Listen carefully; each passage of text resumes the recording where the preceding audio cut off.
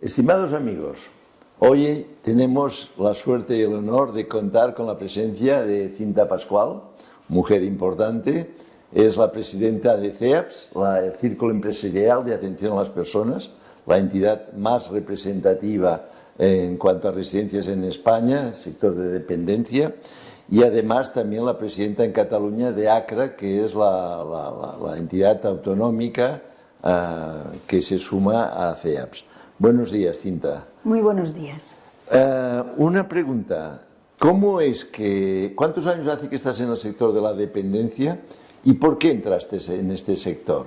Mira, el 1 de abril exactamente, hace 29 años que estoy en el sector. Yo era una niña cuando entré, porque ahora aún lo soy, pero era más niña que ahora.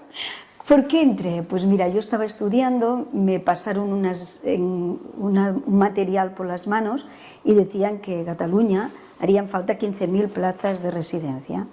Y mi cabeza no paraba de cómo puedo ayudar a este proyecto, cómo puedo. Y finalmente había un hotel a primera línea de mar, un hotel familiar, que no le dábamos la fuerza que necesitaba porque estaba en una población del mundo rural y lógicamente no tenía todo el turismo que tendría que tener. Y yo me obsesioné que se tenía que convertir en una pequeña residencia, primerísima línea de mar, primerísima, pero solo 25 plazas. Y ahí empecé, pero te tengo que confesar, Albert, que posiblemente uno de los años más difíciles de mi vida. Es decir, yo empecé, era precioso el proyecto, pero estuve casi un año con un matrimonio, solo con un matrimonio. Madre de Dios, madre y trabajaba de Dios. para poder pagar la hipoteca que había generado. Y un día, bueno, hice de todo, aquí en Barcelona, puse carteles por todas partes, empecé, pero un día me desperté y dije, se acabó, esto no puede seguir así, me estoy dejando la vida para que este proyecto funcione. Y decidí que tenía que cerrar, que tenía que hacer el paso de cerrar, con lo triste y duro que es esto para empresarios que hemos puesto todo... Sí, pones tu patrimonio personal en el proyecto. Correcto. Y nada, con aquella situación me fui a la Generalitat y dije, mirar, yo ya sé que el proyecto en sí que he construido no acaba de funcionar, pero ¿tenéis alguna cosa por aquí de concierto? Porque yo sé que la gente lo necesita. Y entonces se quedaron mirándome y me dijeron, espera, Cinta, que igual tienes un poco de suerte y vamos a empezar a hacer una concertación de plazas.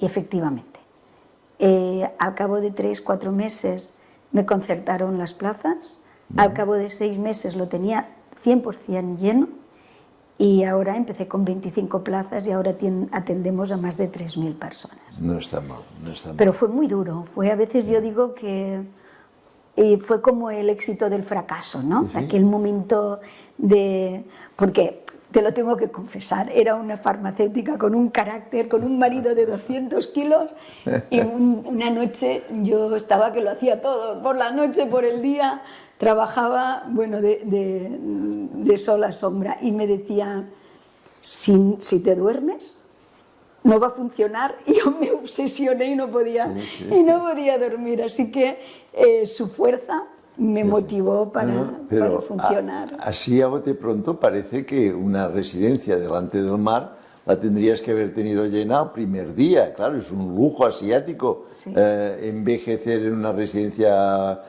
delante del mar, pero a veces sí que yo hace ya 54 años que estoy en varios sectores empresariales, aparte de presidir el Consejo Español para la Defensa de la Discapacidad y la Dependencia, y lo que a veces la lógica te dice que es una cosa, después la realidad es otra. De aquí que muchos proyectos empresariales pues fracasan a los 30 años. A los 30 años el 80% de los negocios han cerrado. A los 30 años. Pero si esto te pasa en Estados Unidos, eres un héroe. Tú cierras, vuelves a empezar. Aquí soy un fracasado. Aquí eres un fracasado. Exacto. Y si eres un empresario de éxito, tampoco estás muy bien visto. ¿Eh? No, tampoco. O sea, España es un país un poco complicado. Complicado para el mundo empresarial. Pero bueno, pero entre todos vamos tirando para adelante el país y esto es lo bueno. Exacto. O sea, con críticas o sin críticas, pero vamos. Si te gusta lo que haces, pero vamos avanzando. avanzas. Pues tu sector ha sido un sector personalmente que empezó pues con muchísimas dificultades, pero es que ahora últimamente también habéis tenido con el tema del COVID pues una situación complicadísima con muchísimos fallecimientos y después habéis estado muy cuestionados. ¿Tú crees que las residencias han sido injustamente demonizadas? ¿Crees que habéis tenido más críticas de las que realmente os merecíais? Bueno, yo creo que muchísimas más. Nosotros llega un momento, yo estaba presidiendo toda España como ahora, y empezó a Madrid con más fuerza. Esto es una cuestión de semanas y de días a veces. Y mis compañeros de Madrid me llamaban y me decían, Cinta, esto no es una tontería. De hecho, yo estaba volviendo con mi directora general de aquí en Cataluña, estaba volviendo con el AVE en marzo. Hacíamos la feria de Ali Market. Y te lo cuento porque en aquel momento había un compañero mío que la sede está en Francia y no paraba de entrar y salir del vagón. Y yo, que además es socio de ACRA, le digo, ¿qué te está pasando? ¿Te puedo ayudar en algo? Y me dice que los de Francia se están volviendo locos, porque esto del COVID está empezando. Y entonces yo dije, oye, volver a enviar un mensaje que habíamos enviado a la Consellería pidiendo qué estaba pasando. Y más o menos me contestaron, eres un poco exagerada, esto es un poco más que un resfriado. La respuesta la teníamos oficialmente y yo dije a mi equipo de estrategia, quiero saber qué está pasando en Italia, quiero tener más información por si nos tenemos que preparar por alguna cosa. Y así lo hicimos. Y así empezaron a decirnos que, por ejemplo, en la Lombardía, el 50% cuando entraba el COVID en una residencia, el 50% se moría. Esto ya eran datos que nos empezaron para quedarte, pero exacto, congelado. Y empezamos a buscar trabajar. Yo reuní a toda mi junta de toda España y dije, señores, estábamos asesorados, creé un comité de riesgo, de asesoramiento, y estaban entre ellos los Médicos Sin Fronteras, que después nosotros les dimos un premio porque es espectacular cómo ayudaron y cómo trabajaron. Y yo les dije, pero ¿cómo puede ser si las personas más vulnerables de este país están en nuestros centros? Y es así, estaban en nuestros centros. Y la verdad es que no estaba el país preparado para atenderlas en ninguna parte de España.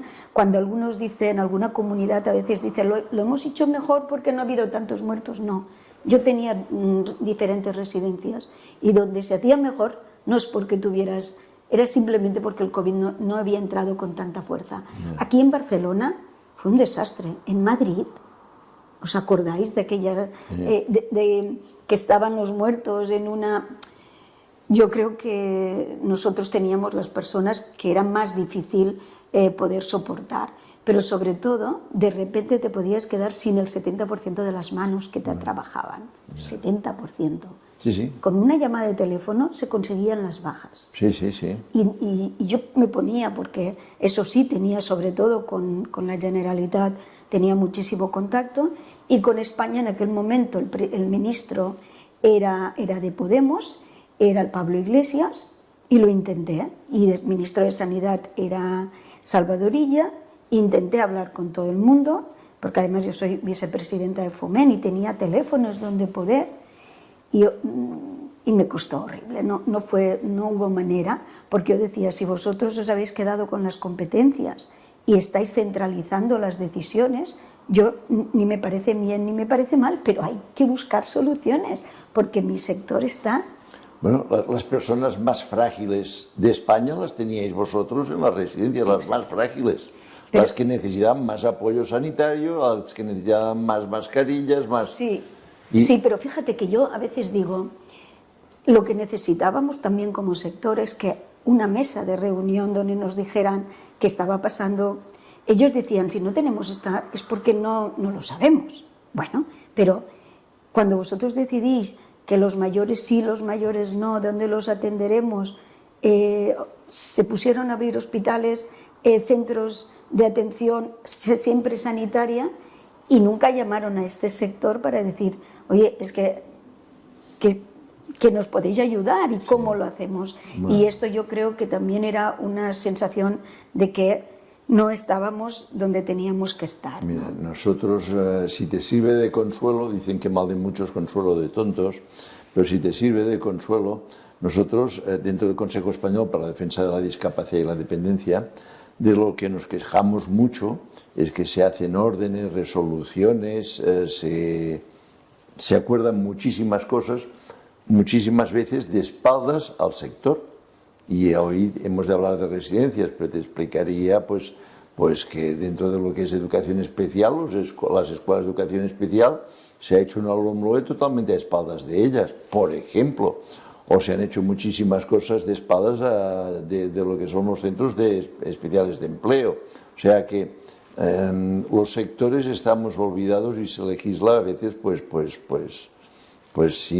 sin haber sondeado a los interesados. Esto es un error, porque un error muy importante. Si tú quieres realmente hacerlo bien, tendrás que preguntar a la gente que sabe.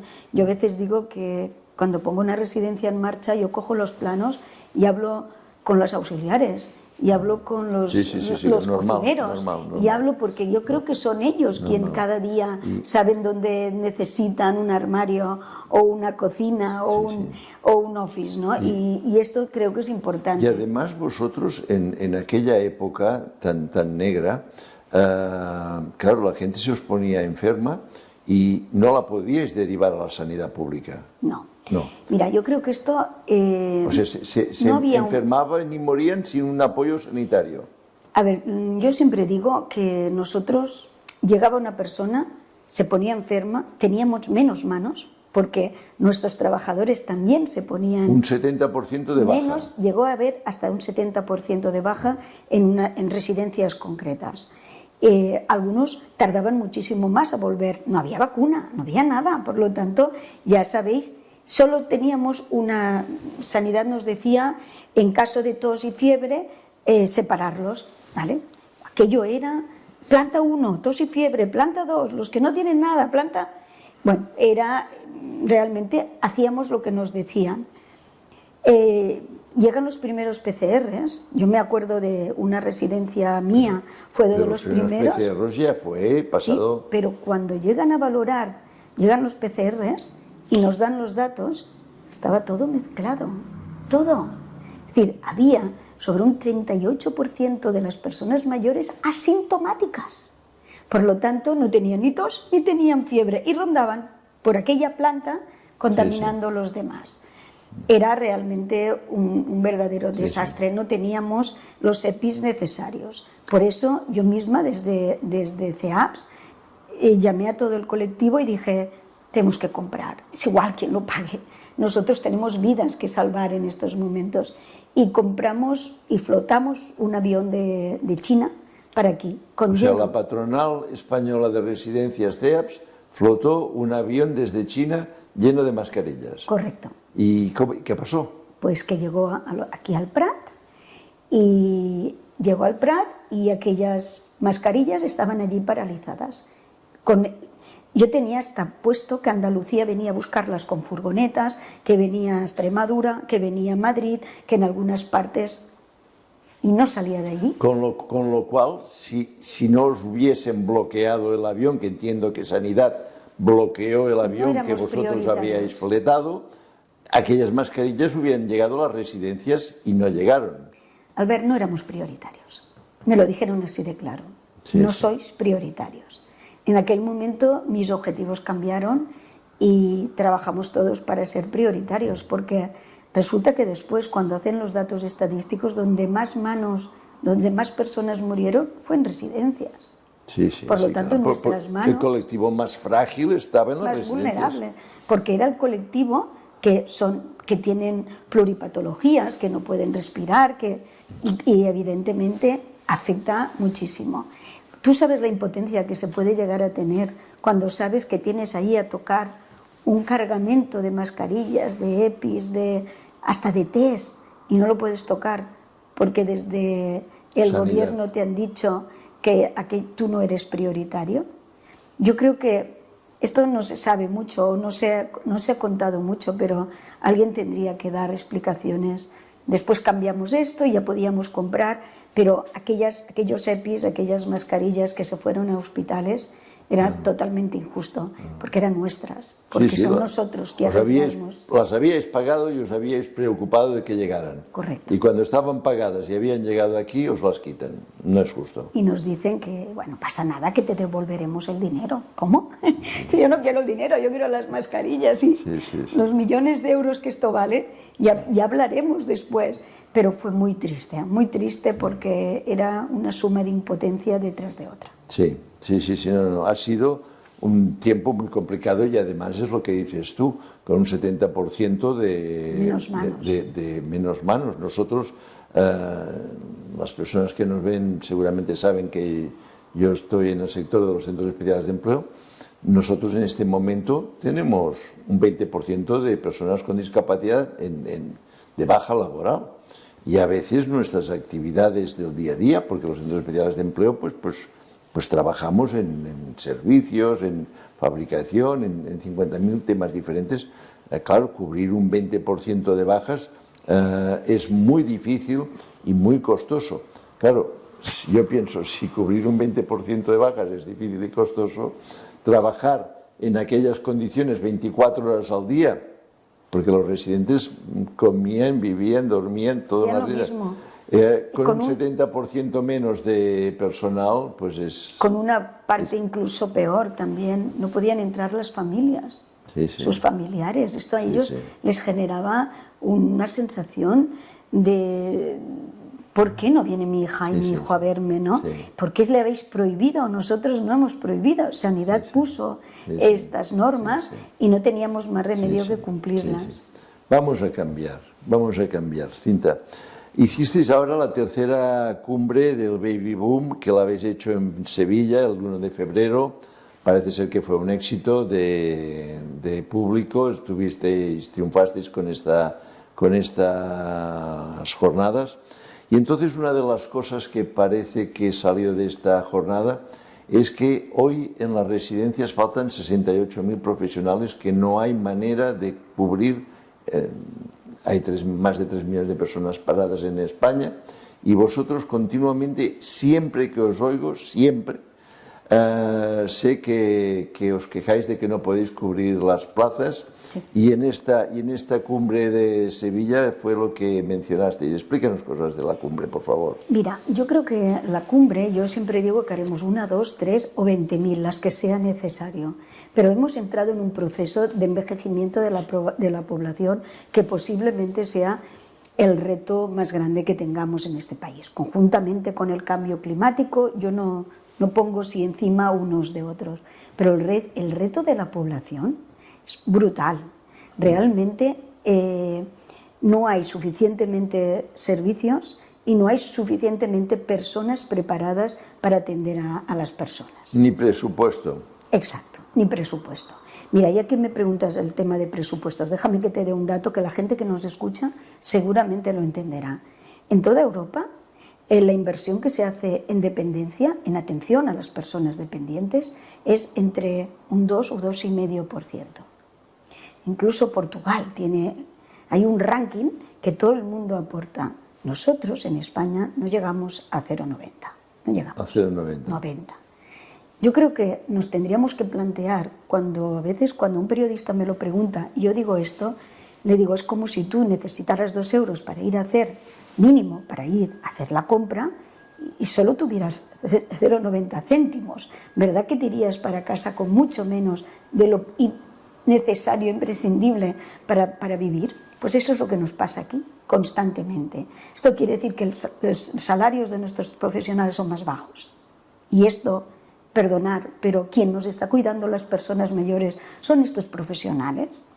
Esto quiere decir que no podemos invertir tanto en la renovación de de nuestras estructuras, que son tan importantes para atender a los mayores.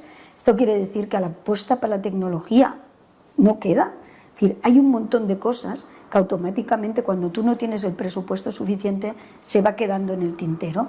Y evidentemente en estos momentos, y se lo decía yo al conseller el otro día, y si tengo la oportunidad, que he pedido verme con el ministro muchísimas veces, y si finalmente lo veo, tengo muchísimas ganas de explicárselo, si tú no inviertes en dependencia, no podrás construir un equipamiento y una infraestructura necesaria y con profesionales preparados para atenderlos. Por lo tanto, estamos muy mal en el sentido de poder avanzar con una dependencia severa que tenemos en estos momentos y que por lo tanto lo que necesita es presupuesto. Y el baby boom trata de eso, trata dónde quieren estar las personas, en su casa, por supuesto. Todos, hoy nos lo preguntamos aquí un grupo y todo el mundo dice lo mismo, pero hasta que no puedes más, hasta que tu realidad es otra y la familia está lejos o no está, o no tienes, porque cada vez hay casi un 30% de gente que le faltan los hijos, o bien porque están lejos o bien porque no tienen. Sí, sí. Esta realidad es así. Sí. Por lo tanto, hay que trabajar para mirar de cómo solucionamos este problema, pero primero que todo hay que poner la financiación. Y la gente que somos muy sociables, que nos encanta nuestro trabajo, no nos gusta hablar de dinero, no nos gusta, pero sabemos perfectamente que si no hablas de dinero, estás obviando el tema más importante que hay en la dependencia en estos momentos. Y hay una cosa que realmente es complicada, que es el pescado que se come la cola, y es que no podemos pagar el salario que se merecen nuestros trabajadores. Y esto quiere decir que en un momento donde prácticamente el paro es muy bajo, nosotros nos cuesta muchísimo encontrar. Estamos llegando a acuerdos pues, con otros países. En el año 2006 flotamos un avión de Colombia y ahora estamos otra vez con la necesidad. Pero mirad, hay un tema que a mí me saca de mis casillas.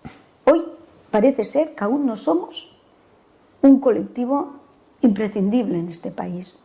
En el COVID al final conseguimos ser un colectivo necesario, ahora no. Y por lo tanto, sindicatos y algunos partidos políticos deniegan la posibilidad de traer gente de fuera. Esto, sinceramente, yo creo que es un gran problema que tenemos y que yo lo digo por activa y por pasiva y os pido a todos que me ayudéis porque ya no sé cómo poner énfasis en que necesitamos personas para cuidar a personas y eso es formar bien, formar mejor. Yo creo que el baby boom, como te decía antes, es fundamental que trabajemos todos unidos porque personas para atender hay y muchas. Sí. Lo que no hay es profesional para atenderles y dinero para pagarles. Sí, desde luego todas las políticas sociales, todas las que sean, del ámbito que sean, necesitan dinero. Este es un axioma incuestionable. ¿Qué pasa? Pues que a lo mejor pues, las prioridades de este gobierno no son las personas mayores. Esto podría ser una de las causas. O que quizá pues, el dinero se va para otras cuestiones que se consideran más prioritarias, vete a saber cuáles, pero que no son las personas mayores. Si fuera la prioridad las personas mayores, no estaría sucediendo que en España cada hora hay 5 personas que se mueren que tenían derecho al acceso a las ayudas a la dependencia y que no les han llegado. Cada hora 5 personas con derecho a las ayudas a la dependencia se mueren sin que estas ayudas hayan llegado. El famoso limbo de la dependencia. Sí, o sea, sí. Tú tienes, para que te puedan dar una ayuda, tienes que pasar por un proceso de valoración y en base a este proceso te asignan un PIA y este PIA es el que te da derecho a unas ayudas. Y esto es el funcionamiento de la ley de dependencia en toda España. Claro, en Castilla y La Mancha tenemos 3 contenciosos puestos, porque no hay manera de actualizar las tarifas y el sistema. En Extremadura, ahora parece ser que se han dado cuenta, o en Asturias, han duplicado los precios porque estaban a 1.300 euros. Claro. Es decir, ¿cómo vas a mantener a una persona mayor con 1.300 euros? Desayuno, comida, cena, todo lo que hay son... atención a la dependencia, personas que hoy el perfil de una residencia es mayoritariamente atención. mujeres, o demencias, el 60 y algo % con demencias y casi un 70 en sillas de ruedas. Hay Sí. un panorama de dependencia muy grande. Brutal, sí. Y estas personas son nuestros padres, nuestros abuelos y son nuestros mayores, que muchos de ellos lo dieron todo por este país. Y ahora nosotros tenemos la obligación de generar un sistema de atención a la dependencia que sea de muchísima calidad para atenderles. Y esto, entre comillas, la suerte de las personas que han podido entrar en una residencia pública o concertada. Los 5 que se mueren cada hora y que no han tenido esta suerte, pues ya me dirás, pero evidentemente con 1.300 euros al mes, ¿cómo llegáis a ser capaces de dar el soporte que todas estas personas necesitan las 24 horas del día, también por la noche? Y ya no es solamente la comida, es el soporte a ducharse, a moverse, a movilizarse, a todo. Mira, hicimos un proyecto antes de la pandemia que se llamaba El caos de la dependencia, que pusimos unas variables encima de la mesa. Una era los precios que se pagaban en toda España y otra los días que había. Había comunidades en 500 días para darte el derecho a, no el servicio. Pero imagínate, y había precios que yo siempre digo, nuestro trabajo, y tú sabes bien porque te dedicas a otro sector, pero prácticamente es todo social y es lo mismo, que hay gente, que son 17 comunidades, 17 modelos diferentes, porque las competencias son delegadas. La ley de la dependencia lo único que te da es un marco legislativo y ya está. Este marco legislativo no te dice, porque yo siempre digo, la ley de la dependencia dice que máximo para dar un servicio son 180 días, 6 meses. ¿Cómo puede ser que haya gente que esté... 500 días. 500 días. Esto no puede ser. Se les tendría, lo siento, cortar la cabeza. Y entonces, por ejemplo, las personas dependientes están igual en el País Vasco, en Galicia, en Extremadura, en Castilla, León o La Mancha, Murcia, no. Es muy diferente. Es decir, desgraciadamente dentro de nuestro país hay 17 realidades.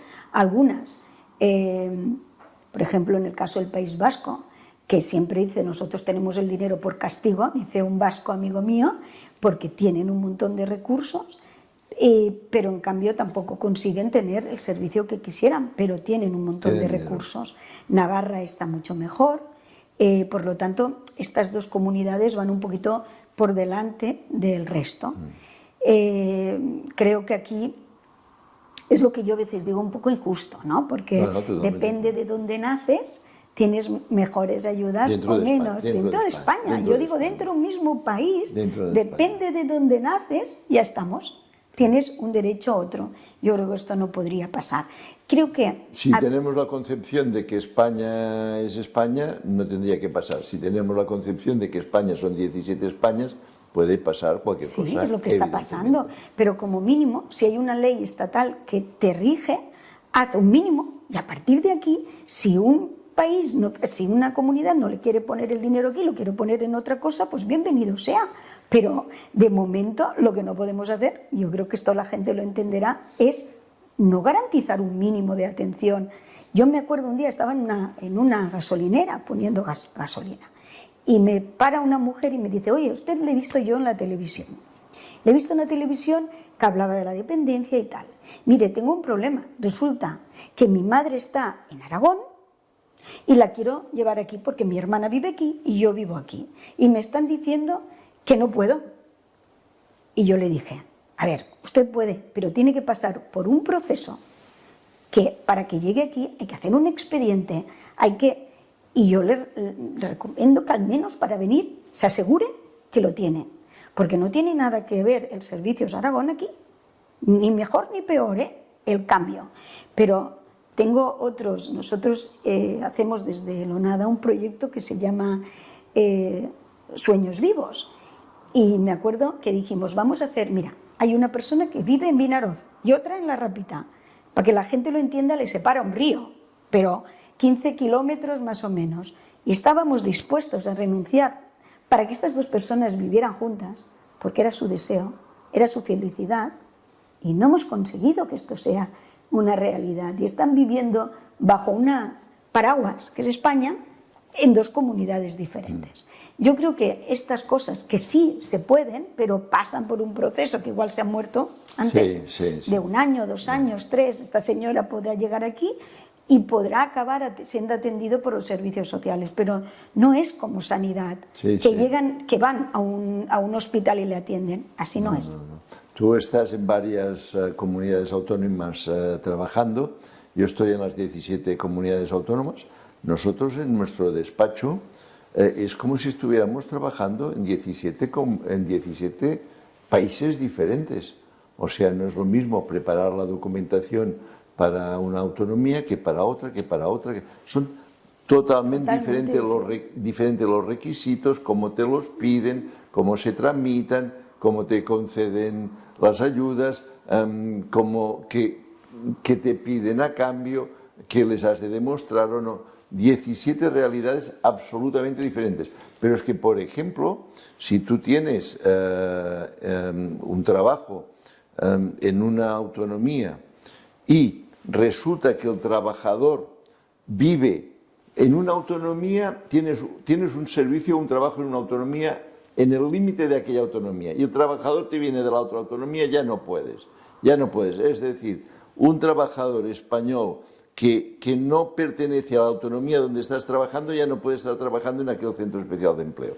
Esto es lo que pasa, esta es nuestra realidad. Sí, llegamos a situaciones ridículas, pero es así. Y ya no por hablar de la colaboración público-privada, ¿no? Colaboración público-privada en nuestro país no está bien vista en los servicios sociales, cuesta mucho. Todo tendría que ser público.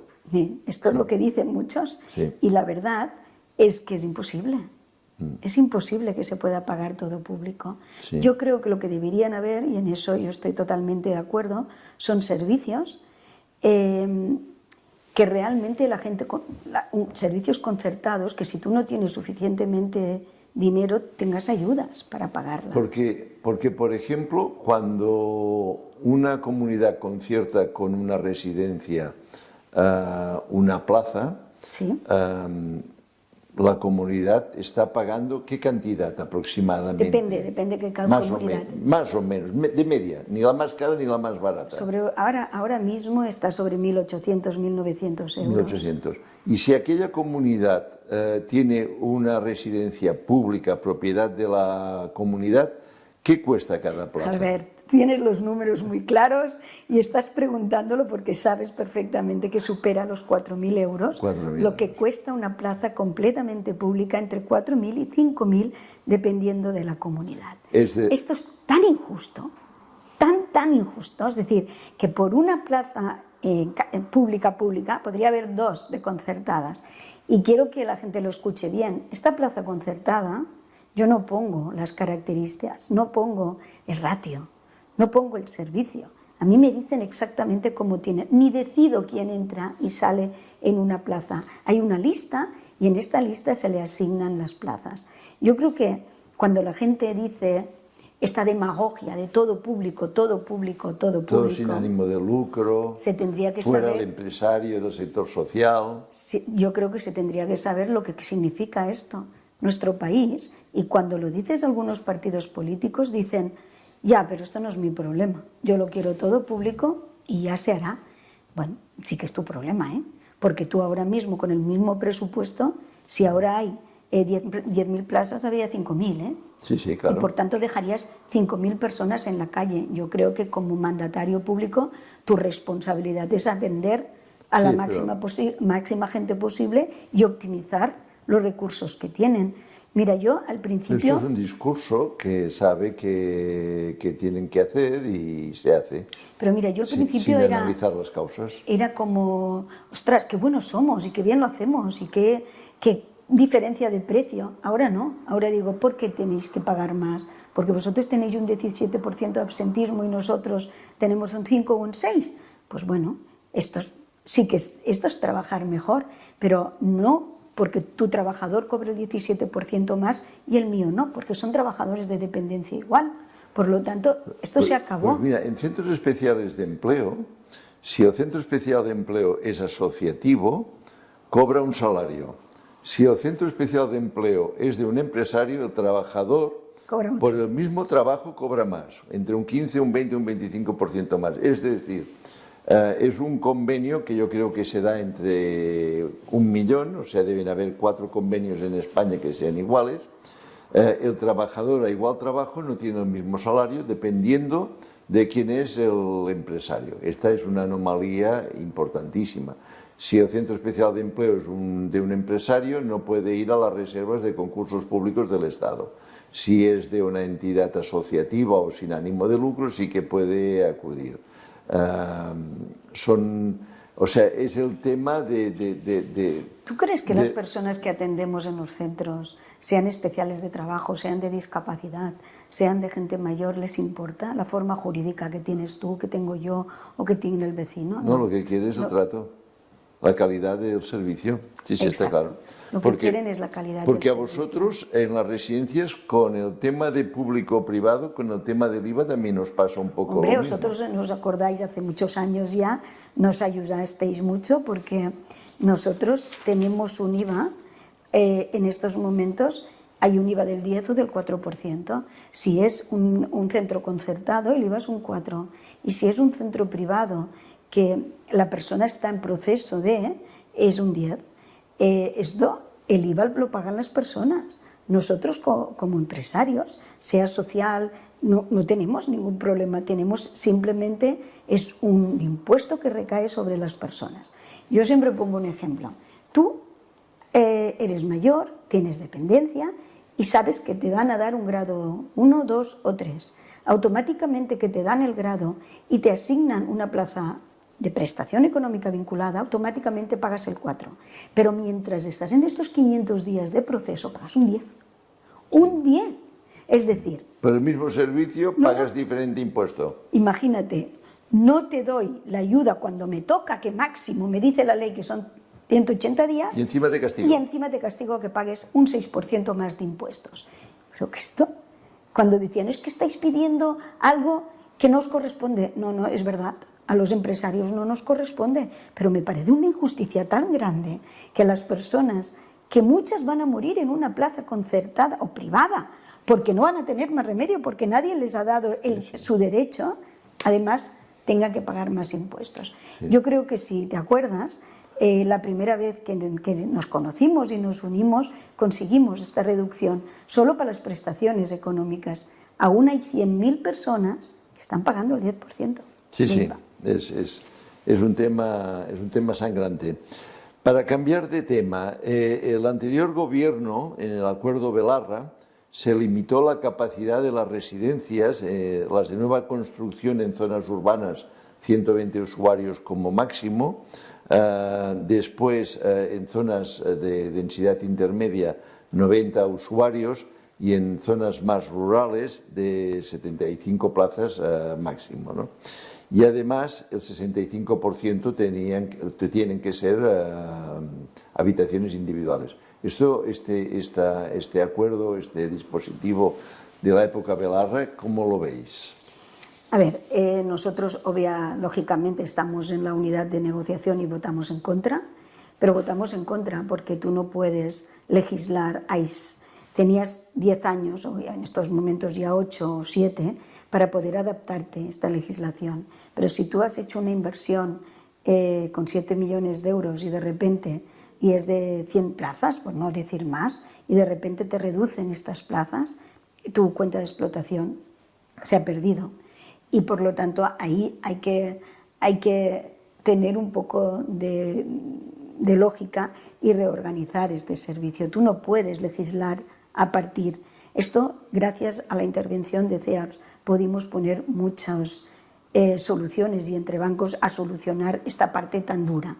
Pero lo más importante es que la gente quiere vivir en una habitación individual, sí, claro que sí, por supuesto. Pero es una cuestión si nos lo podemos permitir. Si tú ya me estás pagando por debajo del precio, una habitación individual vale más dinero, porque todo esto no se hizo con más dinero. Dijeron que no nos preocupáramos, que teníamos 10 años para mejorarlo, pero en el momento de la verdad, faltaban 4.000 millones en aquel momento para conseguir el plazo que había un par de años. Y este dinero no estaba. Había 600 millones, si no me acuerdo mal, que se iban, pero no estaba el dinero. Es decir, yo creo que, tú lo decías antes, Albert, legislar sin tener en cuenta qué piensan los empresarios, qué piensan los profesionales de los servicios, es muy fácil. Si tú preguntas a las familias, te dirán que, por favor, que evidentemente no quiero copagar y quiero habitaciones individuales, pero es que yo también lo diría. Queremos muchas cosas. La pregunta no es esta, es ¿qué podemos pagar? Sí, sí. Por ejemplo, en Francia, todo lo que tú inviertes en la dependencia de tus padres, te la puedes desgravar en la declaración de Hacienda. Aquí no, aquí no. Y esto es un cambio legislativo importante. Y en Francia tienen un salario mínimo bastante superior al español. Y seguramente esto es algo que en el baby boom, el año que viene, en el próximo baby boom, lo vamos a trabajar. Vamos a traer otros países que legislen o que hayan legislado pues con seguros de dependencia, con poder de alguna manera desgravar de tus rentas todo lo que inviertes en dependencia. El objetivo es la calidad del servicio y el objetivo es el bienestar de la persona mayor. Lo que no puede ser es que cuando te encuentres en el último año de vida empiece este peregrinaje para conseguir tener la ayuda que uno necesita.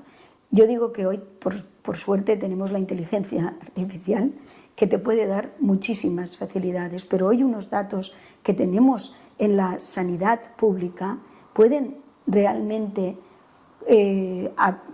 pueden coger los datos y los indicadores de la parte de servicios sociales o la parte de atención a la dependencia y dibujar cuál es el tiempo tuyo. Ya sé que esto es feo de decir, pero ¿cuál es tu esperanza de vida? Que igual resulta que es de un año o de un año y medio. Ostras, por el amor de Dios, si es de un año, no dejemos que la persona muera sin recibir la ayuda. El tema, yo creo que la problemática en España es que el tercer sector, la gente mayor, la gente con situación de dependencia o con discapacidad, no es una población reivindicativa. No es la minería de Asturias, ni la fábrica X de un polígono industrial, ¿no? No es una población reivindicativa, tiene unas entidades que la representan que comen de la mano de quien comen, y entonces pues así va.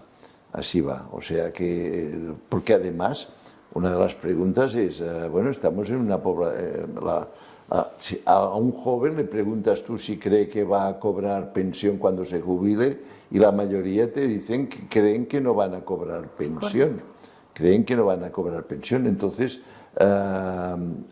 si estamos ante este tema de que cada vez hay más gente mayor y menos que trabajan, ¿qué va a pasar con las residencias? La gente cada vez tendrá más complicado en el futuro entrar en una residencia. Si ahora ya hay 500 días, cuando hayan 1000 días o 1500 días, la gente se morirá pues por una esquina. Esto es lo que hay que solucionar. Yo creo que lo que nosotros como sector reivindicamos, que el baby boom tiene que servir para eso. Es decir, hay que haber una reorganización. Yo tengo, por ejemplo, los centros de día. Yo los veo súper necesarios. Centros de día te pueden dar una visión buenísima. Es decir, tú puedes estar en un servicio profesionalizado durante todo el día y por la noche con tu familia, o con un cuidador, o con una unidad de 5 o 6 que viven juntos en un piso. Es decir, va a haber fórmulas que hoy en principio ni las imaginamos, pero es que vamos a triplicar y cuatriplicar las personas que van a ver. Y por lo tanto hay que haber fórmulas. A mí lo que me pone un poco de los nervios es que no nos estamos preparando para el baby boom. No. El baby boom ya está aquí.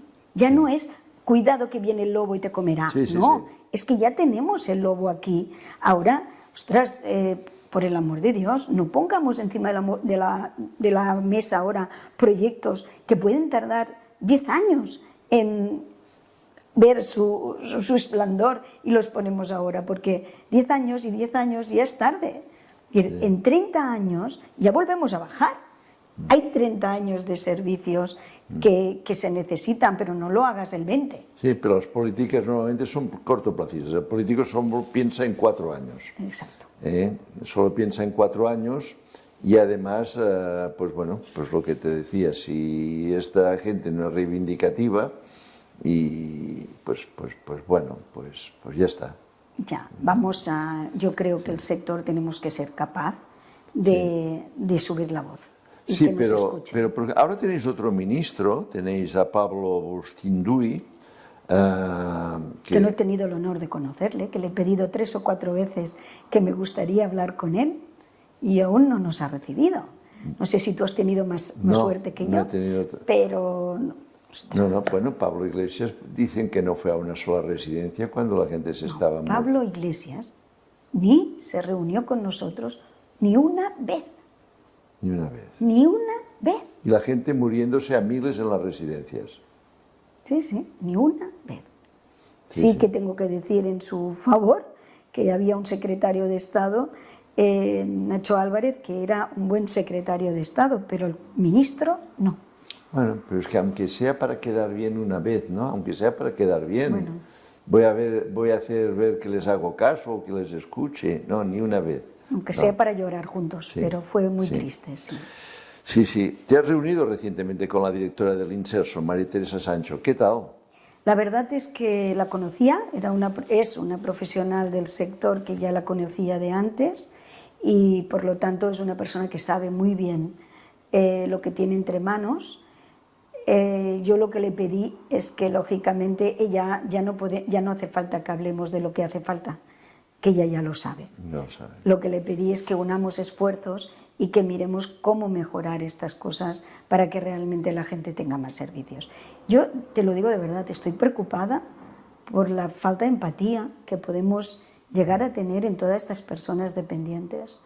Y creo de verdad que si nosotros al final decimos claro que ya está bien, que estamos dentro de este baby boom y que hay que poner más servicios, yo espero que los presupuestos vayan por un camino o por otro. Yo no tengo la fortuna de tener a mis padres ya conmigo, ya son muchos años, pero aquí sí que sería importante que la población en general reivindicara el derecho a que sus padres mayores, ya que los padres no lo reivindican, que sus padres mayores pues tengan las atenciones por parte del Estado que se merecen y que un día necesitarán, porque es así, o sea, al final... Sí, yo me pasa igual que a ti, ya no tengo mis padres, pero te digo que es igual, que tienes igualmente esta responsabilidad que asumir entre todos, que no puede ser, que hay que atender mejor a nuestros mayores, hay que poner más recursos y hay que buscar estos profesionales que ojalá estén aquí, porque hay mucha gente aquí trabajando en los países, en toda España, que son ilegales, es decir, que no tienen permiso de trabajo, pero que igual llevan años y que también les podríamos ayudar. Trabajan en negro, trabajan en negro y los que están parados pues tienen unas ayudas y tampoco hay, no es aquello o trabajas o te quito las ayudas, o sea, o ayudas o trabajo, pero ayudas y no trabajar no puede ser. No puede ser.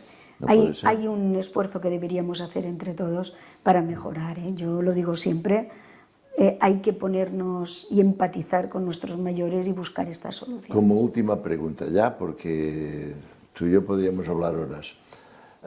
¿Tú los próximos 10 años, 5 años, 10 años, cómo los ves?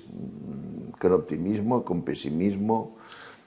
¿Se tendrían que hacer demasiadas cosas que quizás no se harán? ¿Crees que llegaremos a encontrar políticos dispuestos a apostar por las personas mayores? Mirad, es una muy buena y difícil pregunta. Yo creo que... Imposible. Creo que es necesario que los encontremos. Yo soy muy optimista, pero llevo 29 años en este sector y las cosas han cambiado mucho porque es evidente que el mayor de antes no es el mayor de ahora y no va a ser cuando nosotros estemos dentro de una residencia, lo que queramos no va a ser lo mismo. Pero yo creo que deberíamos ser capaces de yo tengo esta corresponsabilidad, es decir, ellos pueden ser de una determinada manera, pero nosotros estamos en una posición donde deberíamos ser capaces de explicar muy bien lo que está pasando para que los políticos nos escucharan de la mano de las familias. A mí me parece fundamental que las familias vayan de nuestra mano, que nuestros mayores y nuestros profesionales vayamos juntos a reivindicar.